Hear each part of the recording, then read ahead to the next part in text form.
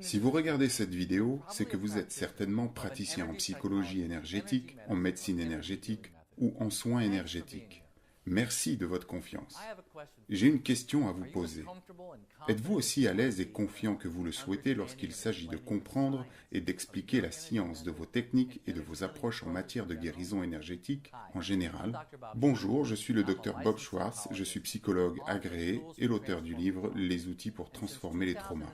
Depuis 2008, je suis aussi le directeur exécutif de l'ASEP, l'Association américaine pour la psychologie énergétique globale. J'utilise des méthodes de soins et de psychologie énergétique depuis plus de 20 ans dans ma pratique clinique. Comme beaucoup d'entre vous, j'ai des centaines d'anecdotes de clients qui ont été soignés de manière spectaculaire grâce à ces approches. Mais parfois, cela ne suffit pas. Parfois, pour convaincre certains professionnels éminents, des collègues sceptiques et même nous-mêmes que ce que nous faisons est à la fois légitime et efficace, il faut encore ajouter autre chose. Quel est l'ingrédient magique? La science. Je suis ravi que vous me rejoigniez pour cette mini-série de vidéos dont le but est de vous enseigner une partie de la science qui sous-tend les soins énergétiques et surtout comment traduire cette connaissance en récits scientifiques convaincants. À la CEP, nous avons demandé à des centaines de praticiens ce dont ils ont le plus besoin. Qu'entendons-nous? Ils veulent en savoir plus sur la science qui sous-tend les méthodes de soins énergétiques. Imaginez-vous avec une connaissance assurée, compétente et solide de la science qui sous-tend ces pratiques de pointe. C'est ce que vous allez obtenir grâce à cette série. Savoir comment raconter l'histoire scientifique, c'est vous permettre d'être perçu comme un professionnel éclairé et fiable dans votre domaine et de devenir, dans votre communauté, la personne que les gens viendront consulter pour en savoir plus sur les soins énergétiques.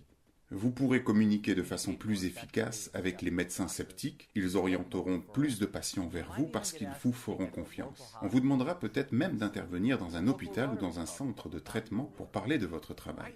Maintenant, vous vous dites peut-être, c'est bien beau Bob, je vois, mais je ne suis simplement pas à l'aise pour parler de science. Je comprends tout à fait, mais laissez-moi vous expliquer pourquoi il faut garder espoir. Lorsque nous avons diffusé cette mini-série l'an passé, plus de 10 000 personnes l'ont visionnée dans plus de 120 pays. Des centaines de personnes nous ont écrit pour nous dire à quel point cette mini-série avait changé leur vie. C'était le but, mais j'étais vraiment époustouflé de voir à quel point les gens se sont sentis plus légitimes.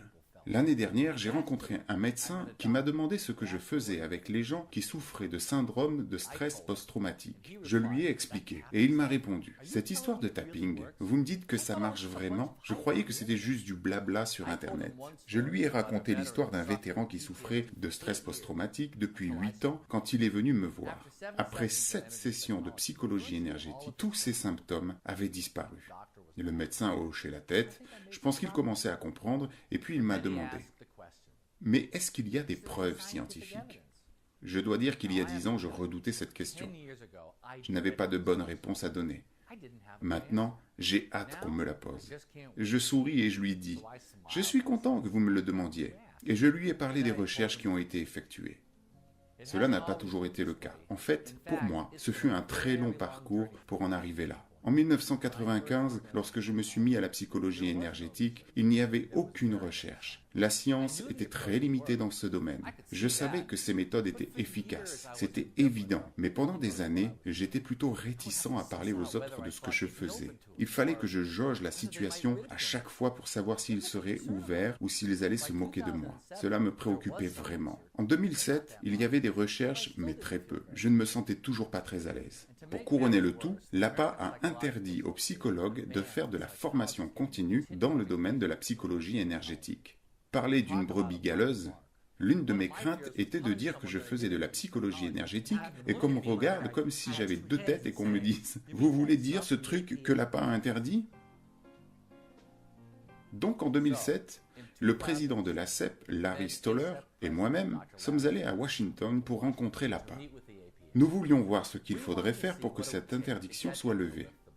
On nous a dit que le seul moyen était que l'ASEP devienne sponsor agréé par l'APA et limiter nos programmes au seul thème de la psychologie énergétique.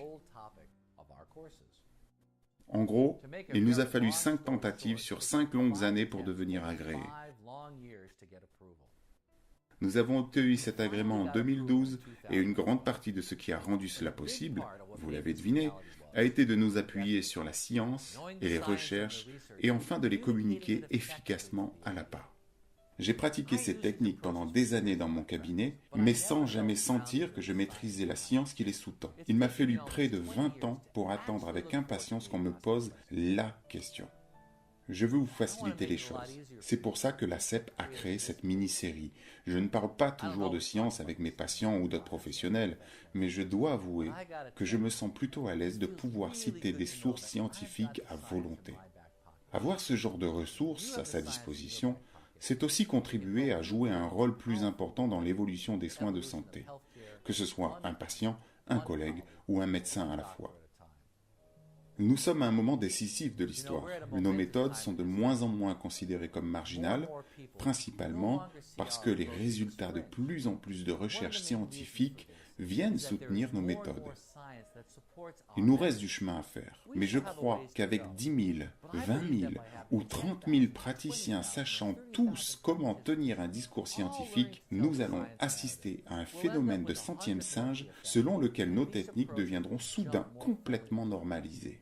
Il n'est pas difficile d'apprendre les bases. Mon rôle est de vous aider à le faire. Savez-vous raconter une histoire scientifique?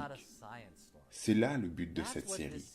Elle vous aidera à mieux raconter la science qui sous-tend l'efficacité de vos méthodes. Dans le reste de cette vidéo, je vais couvrir 3 grands thèmes. Ce qu'il faut savoir impérativement sur la façon dont la science fonctionne. Certaines études scientifiques qui appuient les techniques de soins énergétiques manuels. Un aperçu des recherches qui soutiennent la psychologie énergétique et dont vous pouvez vous servir sans plus attendre. Pourquoi faire de la science et quel est son rôle? Tout d'abord, il faut comprendre que l'ensemble actuel des connaissances scientifiques et la méthodologie scientifique sont 2 choses distinctes.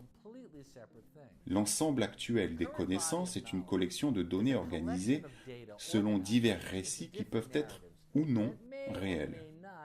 La méthode scientifique est une série de processus dont on se sert pour poser des questions et recueillir des données d'une manière systématique qui nous aide à discerner ce qui se passe réellement. Supposons que vous soyez un praticien d'une méthode thérapeutique utilisant les mains, telles que le Reiki ou le toucher guérisseur Healing Touch. Une question scientifique importante à se poser est: peut-on détecter un certain type d'énergie émanant des mains? Et si l'on peut détecter cette énergie, peut-on en démontrer son effet lors d'un soin énergétique? Gary Schwartz, chercheur à l'Université d'Arizona, a étudié cette question. Il a mesuré que l'énergie qui se dégage en permanence d'un corps humain se situe dans des valeurs avoisinant les 2,1 GHz. C'est important.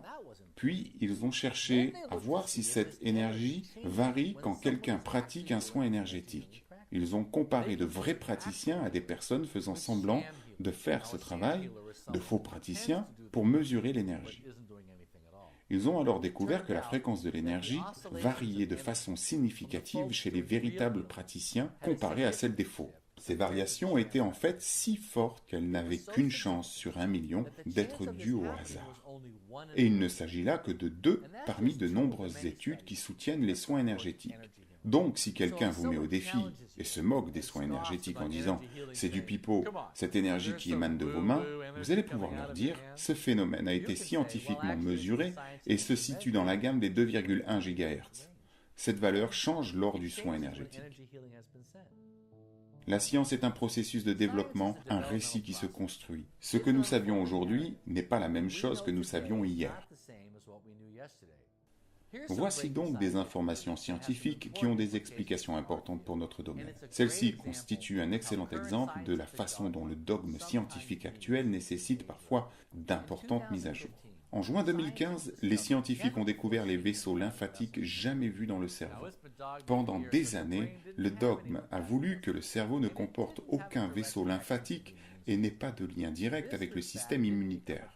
Ce nouveau fait n'a commencé à faire du bruit que récemment, lorsque la même équipe a montré que le système immunitaire pouvait contrôler notre comportement social à travers ces vaisseaux. Cette découverte est d'une telle importance qu'un neuroscientifique de premier rang a déclaré « Il va falloir réécrire les manuels scolaires ». Cette histoire et ses ramifications pour ce que nous faisons ne s'arrêtent pas là. J'en parlerai dans la prochaine vidéo, donc restez à l'écoute. Voici quelques éléments importants à garder en tête lorsque vous vous perfectionnez dans le langage de la science.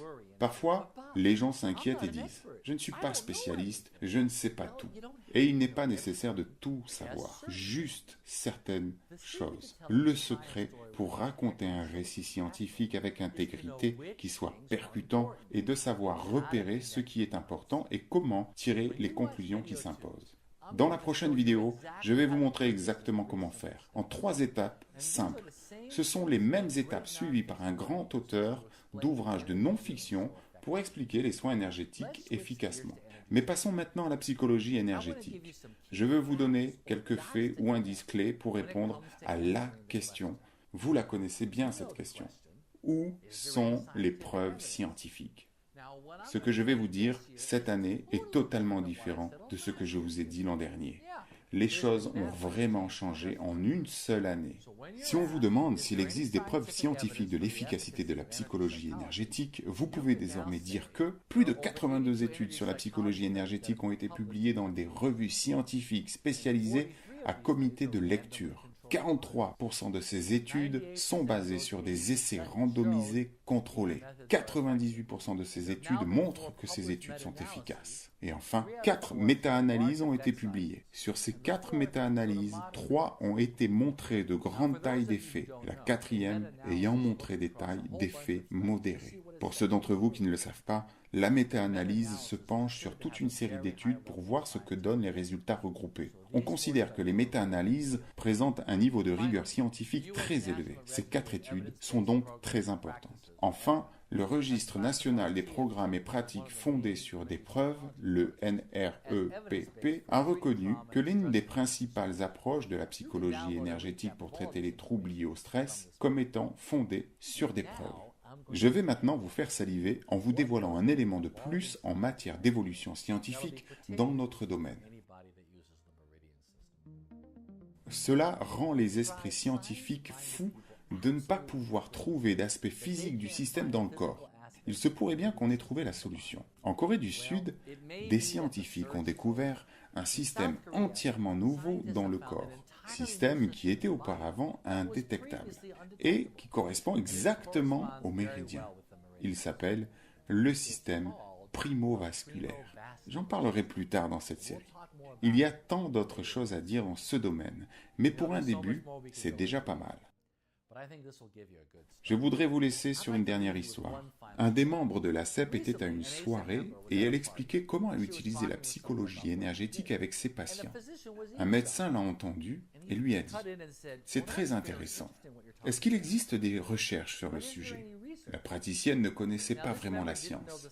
Elle s'est un peu perdue et elle a répondu « Eh bien, il y a eu quelques études, mais on n'en est pas vraiment encore là. » Sur ce, le médecin l'a remercié et est parti. On voyait bien qu'il était déçu. La praticienne n'était pas trop contente non plus. Imaginez ce qui se serait passé si cette personne avait pu dire ce que je viens de vous expliquer. Très différent, n'est-ce pas ? Vous êtes-vous déjà trouvé dans une situation comme la personne à cette soirée, que ce soit avec un médecin, un client ou quelqu'un d'autre? Dites-moi tout de cette expérience. Quelles informations que vous venez d'apprendre dans cette vidéo auraient pu vous aider? Laissez vos commentaires ci-dessous. Nous construisons une communauté d'apprentissage et j'aimerais que vous en fassiez partie. L'année dernière, 100 personnes ont laissé des commentaires. Cette année, j'aimerais en lire des milliers. Dans la prochaine vidéo, vous allez apprendre un processus pour créer votre propre récit de science des soins énergétiques. Restez à l'écoute et ne manquez pas le prochain épisode. Cette mini-série ne sera disponible que pendant une durée limitée. Et surtout, n'hésitez pas à poster tous vos commentaires ci-dessous. J'ai hâte de les lire et de vous y répondre.